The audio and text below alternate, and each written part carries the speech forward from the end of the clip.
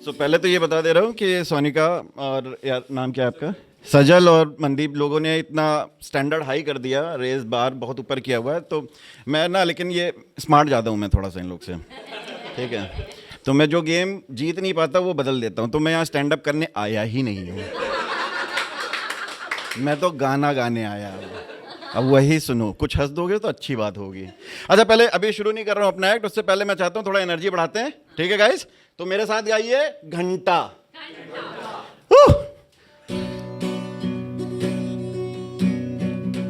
दुनिया ने हमको दिया क्या घंटा, दुनिया से हमने लिया क्या घंटा, हम सबकी परवाह करे क्यों, सबने हमारा किया क्या।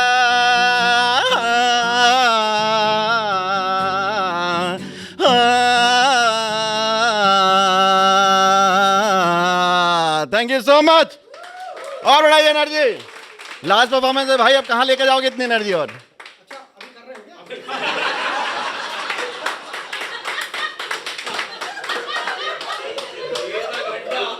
ये ना, ये मतलब ब्रिंगर कर रहे थे तो ठीक था, क्योंकि मुझे लग रहा था ब्रिंगर नहीं फिंगरर आए हुए हैं यहाँ पे। बट तू खुद करेगा, अच्छा बदला नहीं ले पाऊंगा मैं, इसलिए कर रहा है ना।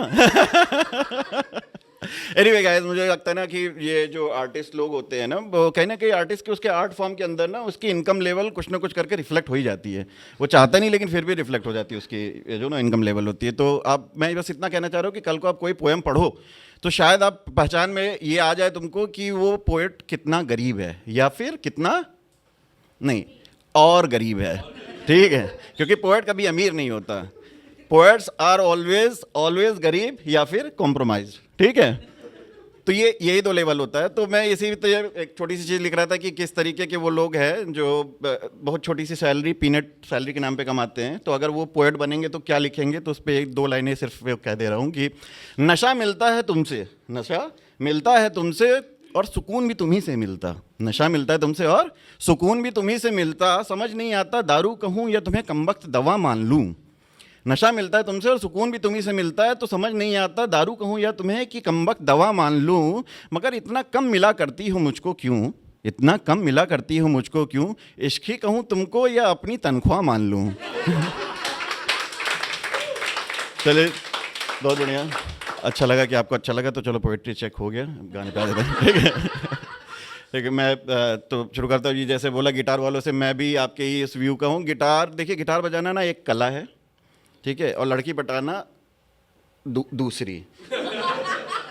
इनका आपस में कोई लेना देना नहीं है, ठीक है? और ये बात समझ में आने आने तक ना मेरी लड़की पटाने की उम्र की एक्सपायरी हो गई, ठीक है? धर्म ग्रंथों में इसको कहा गया है शादी का हो जाना, और बायोलॉजी में इसको कहते हैं मेंटोपॉज, रुक जा, थम जा। थोड़ा सा इसी से एक चीज़ ध्यान आ गई, ये एक तो मुझे नहीं समझ आता, ये लड़कियों को लड़कों से इतनी प्रॉब्लम क्या है? मतलब तुम्हारे पीरियड्स रुक जा रहे हैं तो भी तुम उसको मेनोपॉज कह रही हो। अरे विमोनोपॉज कहो ना, मेन को क्यों घुसेड़ दिया उसमें तुमने? सब चीज़ में प्रॉब्लम तुम्हारी आदमी ही है, ठीक है? खैर मैं इसी तरह का, तो अच्छा हुआ ये गिटार से कुछ नहीं होता, बहुत बढ़िया हो कि हमारे ज़माने पे ना अरेंज मैरिज का सिस्टम था, समझ गया? नहीं तो हमारे जैसे लौंडे भी खड़े रह जाते हैं, ठीक है? अरे मैं तो यार जमाना माना ऐसे बोल रहा हूँ जैसे आज के ज़माने मेरे ज़माने के बीच में कई ज़माने चले गए, लेकिन मैं बस इंडिया में, बैक इन इंडिया ये अरेंज मैरिज है, ठीक है? तो हो जाती शादियाँ, समझ गया? हाँ, नहीं तो कोई भरोसा नहीं था ना कि, नहीं तो ये गिटार वाले लौंडे मैक्सिमम क्या करते होते मैं ये बताता हूँ, ये ठीक है नहीं, अपने माशूका की शादी में सिर्फ यही गा रहे होते हैं, तू प्यार है जो है तुझे चाहता कोई और है, तू प्यार है किसी और का, तुझे चाहता कोई और है, तू पसंद है किसी और की, तुझे देखता कोई और है। फिर से आ जा, हो गया, ठीक है? सुन भी नहीं रहा है, बताओ। एनीवे, ठीक है, तो ये मैं समझ रहा था कि ये इतना ही होता। वैसे आजकल मैं देख रहा हूँ ना कि असल में क्या होता था उस टाइम कि लड़कियां गिटार बजाने वालों से नहीं, बात करने वालों से पढ़ती थी, जिसको बात करना आना होता। तो हमारे टाइम पे ना शाहरुख खान बहुत फेमस थे, ठीक है? तो लड़कियों का सब पसंद था कि शाहरुख जैसा कोई लड़का है, बोले बतियाए उनसे, है ठीक? तो फिर लौंडे जितने थे ना सब लहरा के बात करना शुरू कर दिए, सब हकला के बात कर रहे, पता नहीं सीधी बात ही नहीं कर रहा है। प्रिया प्रिया प्रिया प्रिया प्रिया, पता है तुम्हें प्रिया कि दुनिया के किसी कोने में एक इंसान सिर्फ इसलिए खुश है क्योंकि तुम खुश हो, क्योंकि तुम खुश हो प्रिया। अब भाई लड़कियां पट रही हैं इससे। और जो हमारा ग्रुप है ऐसा नहीं था कि हमें हकलाना नहीं आता था, लेकिन हम हकलाते थे तो वहां निकलता था कुछ और।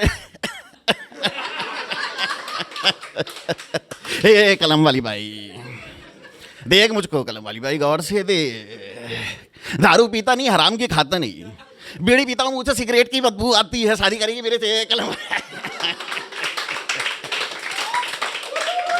फिर से भाग गई कलम वाली भाई, ए शांति आना, कलम से लाते क्रांति। और निकल ही नहीं रहा है कैरेक्टर से बाहर की, बाकी लौंडे आ रहे हैं उदय शांत कंट्रोल।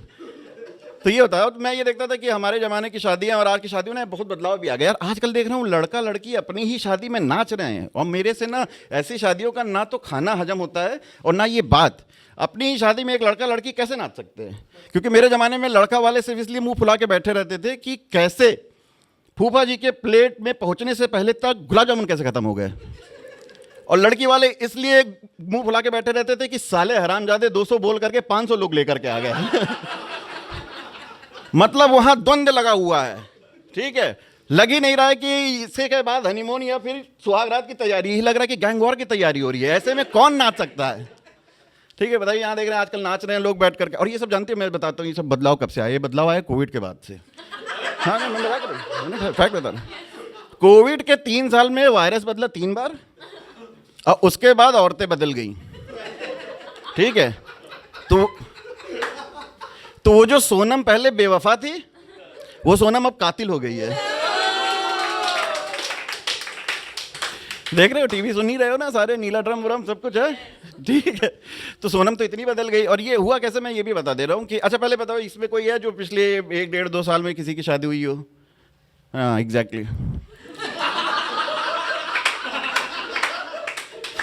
जिस लौंडे की ये सोच के फटी पड़ी है कि आज रात सोने के बाद कल सुबह का सवेरा देखेगा कि नहीं, वो 1 हफ्ते बाद की कॉमेडी क्लब की टिकट बुक करेगा।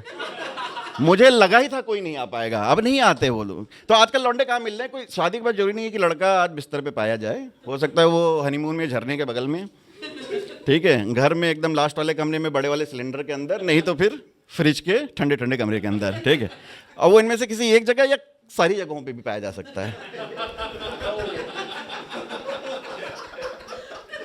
और ये सब हो कैसे रहा, मैं आपको अच्छा हुआ क्या, ऐसा क्या हो गया कोविड में? कोविड में बता रहा हूँ एक्चुअल में क्या हुआ ना, कि ये जो हम लोग ने हजारों सालों से मर्दों ने औरतों को दबा के रखा था ना, वो प्रेशर फट गया, ठीक है। और कैसे फटा ये भी बताता हूँ कि आज से पहले, कोविड से पहले ना औरतों ने आदमियों को देखा ही नहीं था। मैं तुम्हें बताता हूँ, लग रहा है कैसी बात, देखा ही नहीं था। वो तो क्या, मर्द ना चलते चलते इधर से उधर चला जाता तो लगता, औरतों को लगता था मर्द एकदम पूरा मतलब मजबूत है, एकदम पूरा सख्त। कोविड में सामने बैठ गया वो।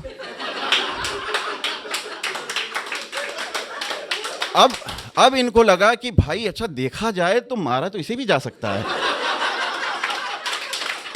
इतना भी मजबूत नहीं है ये आदमी। तो आधे से ज्यादा कत्ले जो औरतें कर रही हैं वो तो सिर्फ हिट एंड ट्रायल में की जा रही है, ठीक। वो बस जानना चाह रही है कि वो चाकू उठाऊंगी, अगर मारा तो फटेगा इसका पेट की नहीं है, ठीक है। खच, मतलब पति रो रहा है कि ये क्या कर दिया सुरेखा, और सुरेखा बोल रही यूरेका यूरेका। सुरेखा का तो कोई अफेयर भी नहीं था। वो सिर्फ ये चेक कर रही थी, इंक्विजिटिव थी बेचारी, वो सिर्फ ये चेक कर रही थी कि मेरी चाकू का धार ज्यादा मजबूत है कि मेरे पति का पेट। उतने में मर गया वो लौंडा, बताइए। अच्छा खैर ये सब चीज में ये चली रहा था। अच्छा मैं जो सबसे ज्यादा मिस करता हूँ, अच्छा ये कौन सा वाला आता? अच्छा तब अच्छा लगा सुन के। तो अच्छा और क्या क्या बदला मैं आपको बताता हूँ। अभी बदल के हमारे जमाने पे ना बड़े पवित्र गाने भी बजते थे, जब कोई लड़की लड़की आती थी स्टेज पे गाना, मतलब जब हो रहा था शादी के दौरान भी। तो अब तो हमारे जमाने में क्या बजता था, देखिए।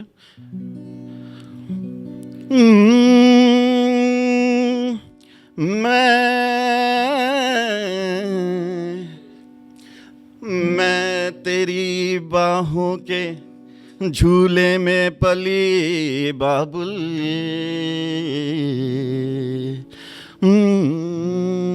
मैं तेरी बाहों के झूले में पली बाबुल, जा रही हूँ छोड़ के तेरी गली बाबुल।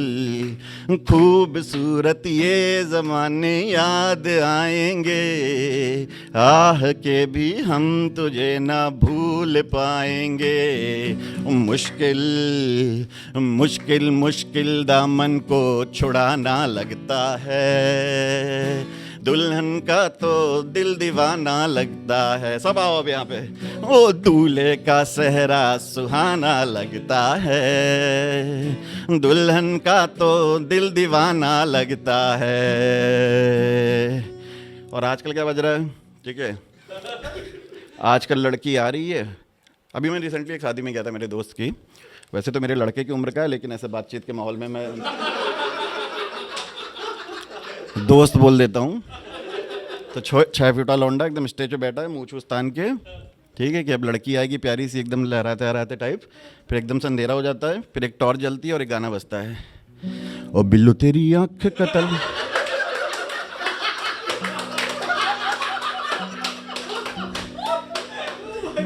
ओ बिल्लू तेरी आंख कतल करे लाख कतल, ज्यादा मूव करे लाख कतल।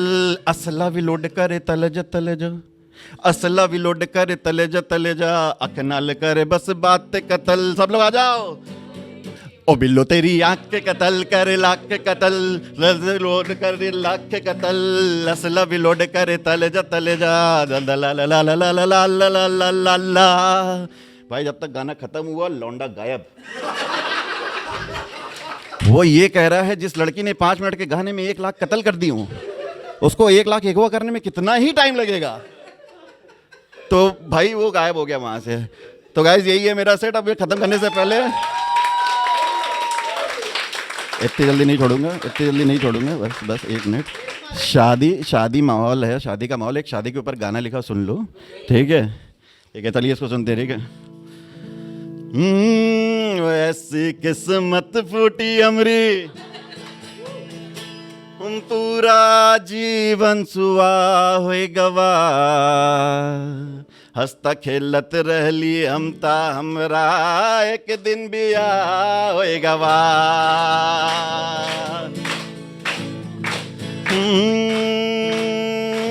I was so happy, I don't know why I got married. Oh, I was so happy, I don't know why I got married. My family told its benefit, but I'm yet to find married.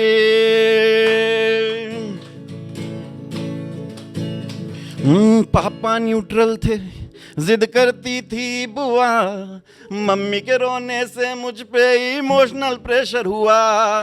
फिर एक दिन आया एक phone की दादी admit है, और देख ले बहू की शक्ल ये फाइनल विश लिस्ट है। वो बुढ़िया है आज भी जिंदा, करती पोते की दुआ। वो बुढ़िया है आज भी जिंदा, करती पोते की दुआ। हंसता खेलत रहली हमरा, एक दिन भी होएगा। Thank you.